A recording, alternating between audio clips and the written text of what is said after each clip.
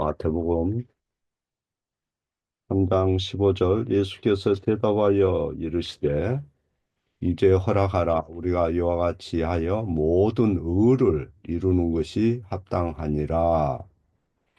아멘.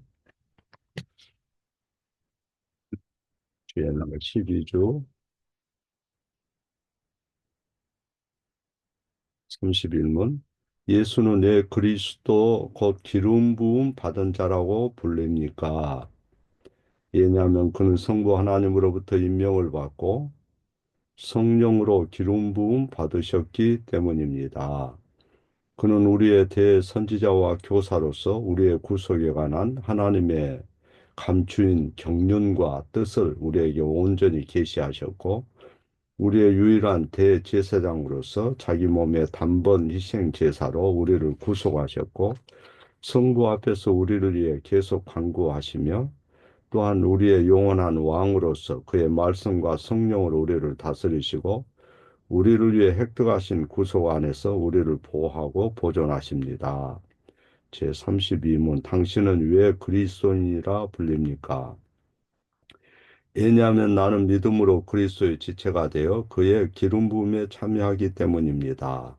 나는 선지자로서 그의 이름을 고백하며 제사장으로서 나 자신을 감사의 산 제사로 그에게 드리고 또한 왕으로서 이생에서 자유롭고 선한 양심으로 죄와 마귀를 대적하여 싸우고 지금부터 영원토록 그와 함께 모든 피조물을 다스립니다.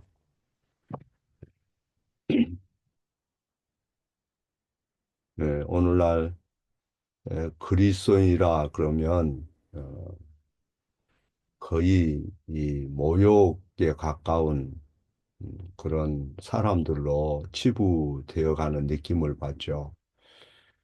뭔가 편협하고 옹졸하고 어, 꼰대 같고 참을 수 없는 그런 사람들로 이렇게 인식이 되어 갑니다. 그래서 그리스도이라 이렇게 말하는 것은 별로 좋은 반응을 얻지 못해요. 어디 가서 뭐 하시는 분이세요? 이렇게 이발소나 이제 이런 데 가면 그런 질문을 받는데 저 어느 교회 목사입니다. 이렇게 얘기해야 당연한 것인데 그 말을 꺼내기가 부담스러워요. 그래서 이 그리스도인, 목사, 성도 이런 말을 하면 마치 이 꼴통 같은 그런 사람으로 오해를 받죠. 어,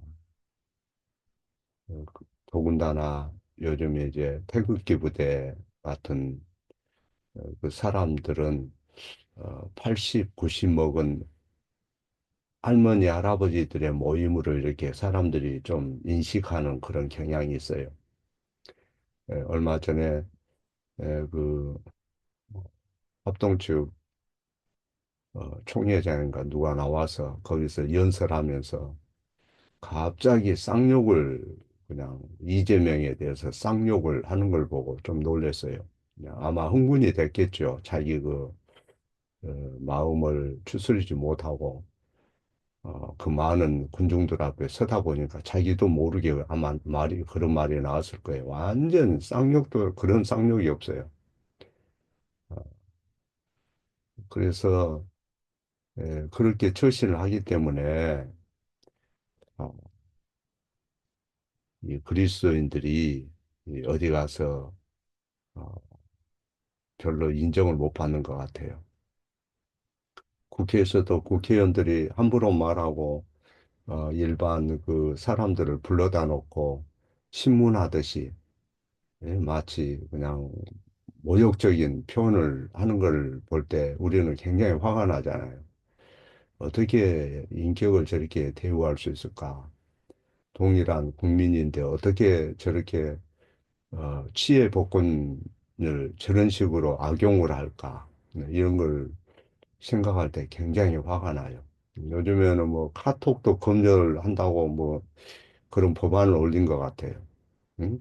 그 속에 뭐 내란죄에 대한 문구를 연다든가 뭐 선동적인 걸 하면 제재하겠다는 거죠. 어, 그 표현의 자유, 언론의 자유, 또 집회의 자유, 종교의 자유 이런 것들이 있는 것인데 이제 그렇게 되면 이제 막 나가는 거죠. 그거는 이제 빨간 안장 차고 사람을 이제 기본권을 유린해 버리는 거예요. 아주 명분은 그럴듯하죠.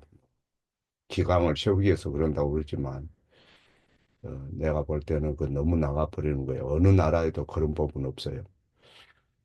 그와 같이 그 사람들에 대한 나름대로 이 정치하는 사람들에 대한 혐오감이 우리 일반 국민에게 있는 건데 어, 문제는 교회 다니는 사람들이 저 사람 꼰대 같다, 꼴통 같다 하는 그런 옹졸한 사람으로 치부를 받으면 교회가 앞으로 이제 누구에게 인정을 받겠어요? 어떤 사람에게 메시지를 전해야 되겠어요?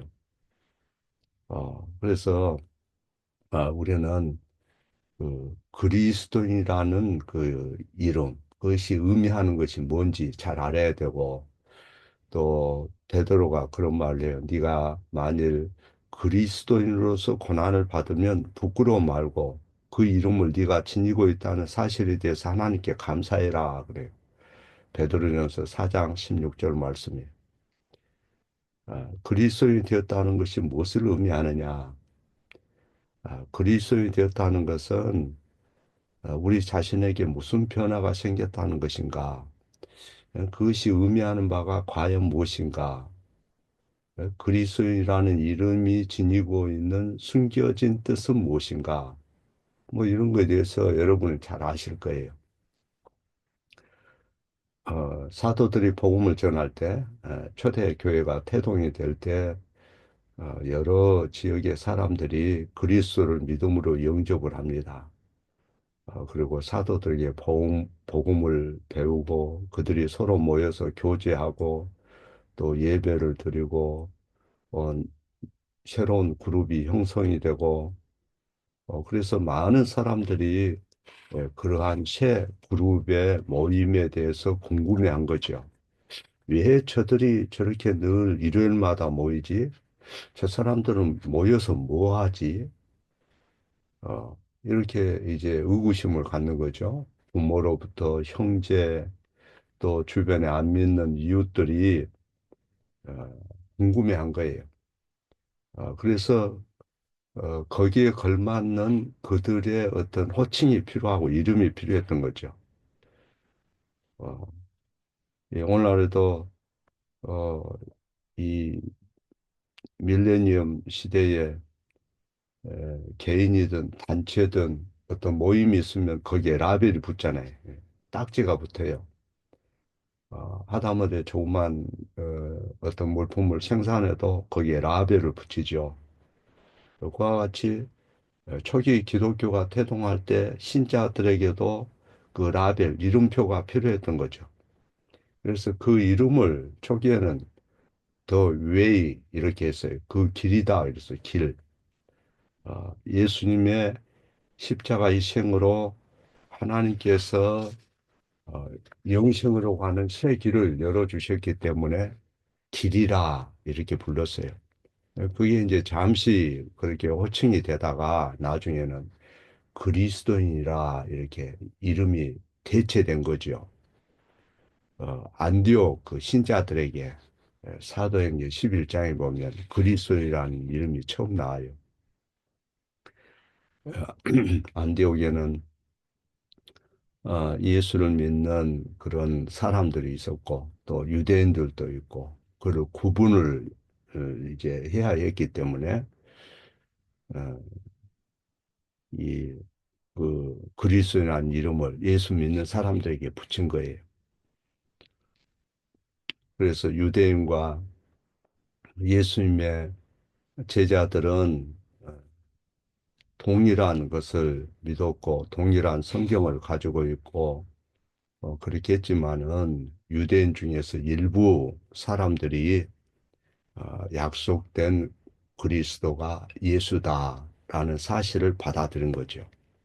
그리고 그 예수님 앞에 예배하고 찬송하고 기도하고 또 그리스도를 기념하는 그런 만찬을 나누고 그리스도의 말씀을 다시금 상기시키고 그래서 그리스도의 말씀이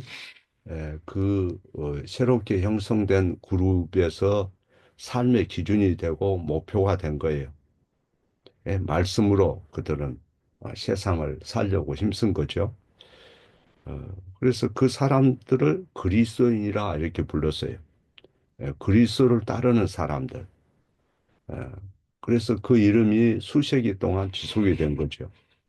그래서 베드로가 말할 때 그리스도인으로서 고난을 받으면 이런 표현을 써요. 그 말은 그리스도인이라는 말 속에는 어떤 높은 소명이 부여됐다 하는 걸 의미해요.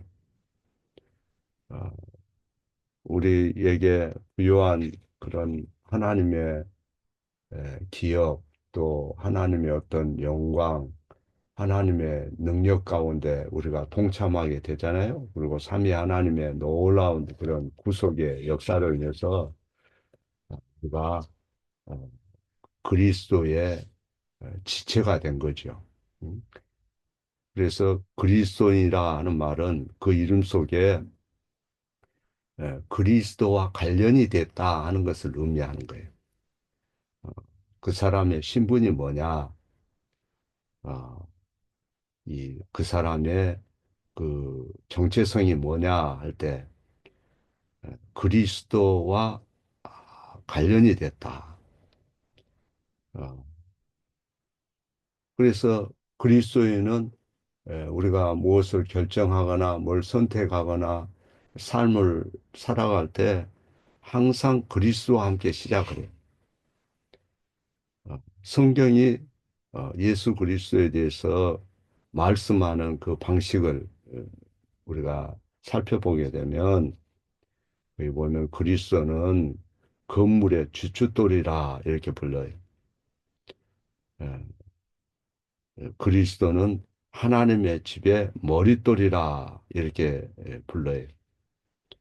왜냐하면 그분이 어, 최고의 영광이요 면류관이기 때문에 그분은 알파 오메가요 처음과 끝이기 때문에 또 우리가 구원받도록 주어진 하나님께서 주신 유일한 이름이기 때문에 그래서 우리 믿음의 근본이고 영혼의 작가 같고 완벽한 하나님이시고 또 어, 이 요리문답에서도 32문에 보면 왜 당신은 그리스도인이라 불립니까? 이렇게 시작하죠.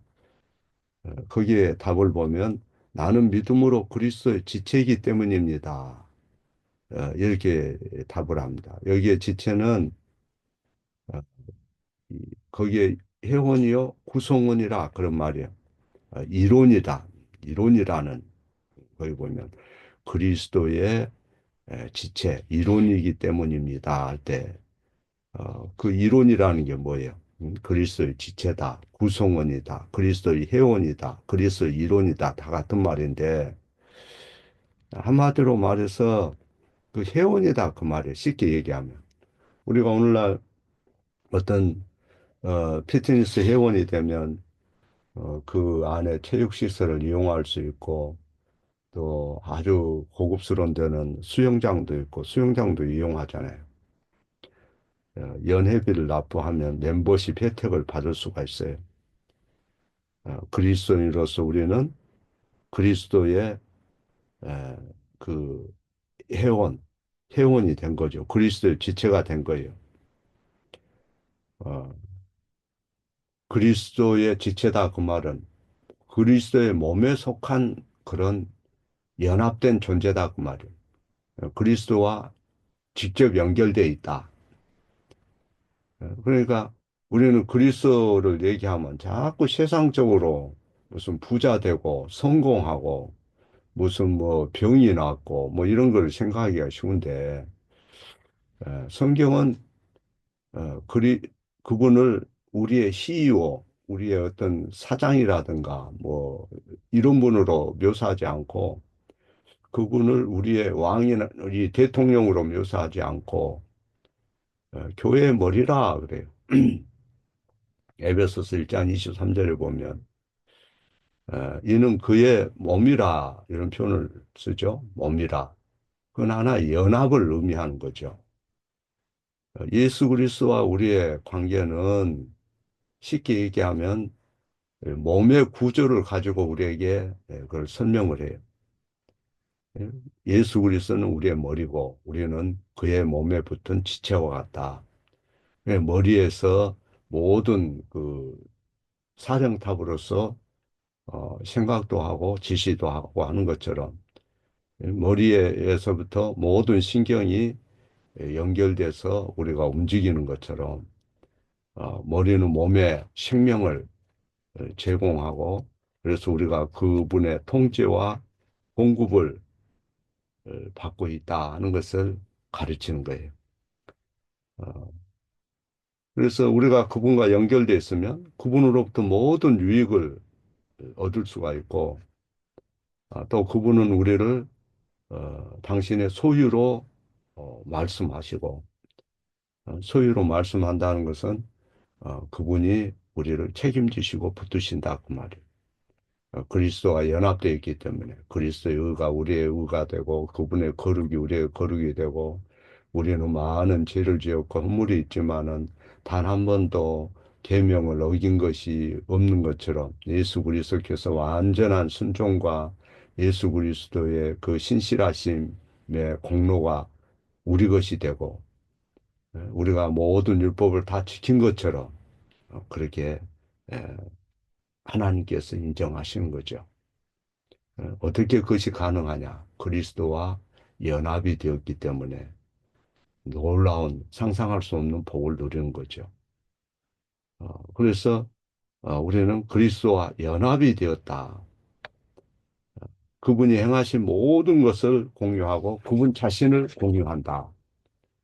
이게 그리스도인이라는 말 속에 내포하는 의미예요. 마태복음 3장에 보면 세례 요한이 세례를 베풀 때 예수님이 그에게 와서 물로 세례 받기를 원했습니다. 요한이 말리죠. 내가 당신에게 세례를 받아야 할 텐데 당신이 죄인에게 나아오시나이까 그랬어요. 그 말은 죄 없으신 당신이 어찌 내게 세례를 받으려 합니까? 그런 의미예요. 그 말은 달리 표현하면 예수님의 모든 생애와 사역에 관한 어떤 질문을 하는 거죠. 다시 표현하면 왜 하나님의 아들이 사람이 되셔야 합니까? 그런 질문이기도 해요. 왜 그리스도는 우리 같은 죄인들을 걱정하십니까? 왜 당신은 전혀 당신과 관계 없는 것처럼 보이는데 음? 당신을 잘 모르는 그런 사람들 어? 그들에게 가르치시고 고모할 줄도 모르고 배은망덕하고 세상을 짝사랑하고 땅의 것만을 바라보고 불평하고 너무나 이기적이어서 항상 자기 자신이 가져도 만족을 모르고 계속 불평하고 원망하고 자기만을 치료해 달라고 그러고 자기만을 부욕해 달라고 하는 어? 그런 사람들을 그렇게 보살피고 그들을 위해서 오셨습니까? 그 말. 결국에는 그들의 손에 죽는 그런 험악한 생애를 십자가에서 그렇게 마치려고 왜 그렇게 하십니까? 그런 질문. 그러한 그런 질문들이 세례 요한의 질문 속에 담겨 있다. 죄 없으시니가 어찌 세례를 받으려 하십니까? 그렇게 세례 요한이 물을 때 그런 의미가 있다 이 말. 고마울 줄도 모르고 배은망덕하고 불평하고 결국에는 십자가에 못 박혀 죽이라고 소리치고 실제로 못 박아서 죽여버리는 그런 사람들을 위해서 왜 당신은 그 길을 갑니까? 내가 당신에게 세례를 받아야 할 텐데 당신이 죄인에게 나오시나이까 어찌 그 세례를 받으려고 그럽니까? 그 말 속에 그런 의미가 있다. 그럴 때 세례 요한이 이제 예수님이 세례 요한에게 이제 허락하라 그래요. 그러고 나서 우리가 이같이 하여 모든 의를 이루는 것이 합당하니라. 응? 세례 받는 것이 그분에게 전혀 필요치 않을 것 같은데, 예수님은 세례를 받으시려고 하는 것입니다. 그때 주님이 하신 말씀이 모든 의를 이루는 것이라 그랬어요. 모든 의를 이루는 것이다. 어, 모든 의를 이루는 것이다. 성부 하나님께서 정하신 모든 요구를 충족하실 것이다. 그런 의미예요. 지상에서 그분의 사역은 성부 하나님의 뜻에 순종해서 이행하는 것이었죠. 그것은 하나님의 아들이 하찮은 사람들을 위해서 쓸모없고 무익한 사람들을 위해서 죽음으로써 성부 하나님의 모든 요구를 충족하는 거예요. 예수님이 오신 목적은 어, 예수님이 받아야 할 그 잔, 세례, 예? 쉽게 얘기하면 죽으심으로 자신을 화목제물로 내어놓는 거예요. 그래서 모든 의를 충족시킨다. 그리고 그것은 우리를 위해서 지불해야 될 대가였다 하는 거예요. 그래서 하나님께 드려야 할 모든 의를 이루는 것이 합당하니라. 이제는 허락해라. 내가 내 목숨을 내놓고 이 일을 이루리라. 그 말이에요. 그리고 물에서 이제 세례받고 올라오실 때 하늘이 열렸고 하나님의 성령이 비둘기 같이 내려서 자기 위에 임하심을 보셨다 그랬어요.